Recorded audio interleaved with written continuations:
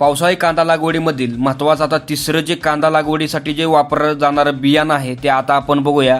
ते म्हणजे यशोदा सीडचं किमसन कांदा बियाणं. याचा कालावधी सांगायचा झाला तर 75 ते 90 दिवसाचा कालावधी, गडद लाल रंग आणि एका कांद्याचं वजन जे आहे ते 100 ते 120 ग्रॅम एवढं निघालेलं बघायला भेटतं आपल्याला. पावसाळी कांदा पिकामधील महत्वाचं चौथं बियाणं म्हणजे सिद्धांत कंपनीचं सिद्धांत कांदा सुपरस्टार. 80 ते 90 दिवसामध्ये निघणारा कांदा, गुलाबी कलर असलेल्या कांद्याचं वजन 100 ते 120 ग्रॅम. पावसाळी कांद्यामध्ये भरघोस उत्पादन मिळवून देणारं म्हणजे सिद्धांत कंपनीचं सिद्धांत सुपरस्टार. यानंतर आपण बघूया 5व्या नंबरचा कांदा बियाणं. पावसाळी लागवड करत असाल तर 5व्या नंबरचा जो कांदा येतो तो म्हणजे जिंदल सायन्सचं जिंदल कोहिनूर 9. पूर्ण लागवडीपासून 80 ते 85 दिवसात कांदा तयार होतो. गडद लाल रंगाचा चमकदार आकर्षण असलेला कांदा, यामुळे बाजारभाव बी चांगला मिळतो. कमी व जास्त पावसात सर्वोत्तम चांगलं उत्पन्न देणारं हे वाण.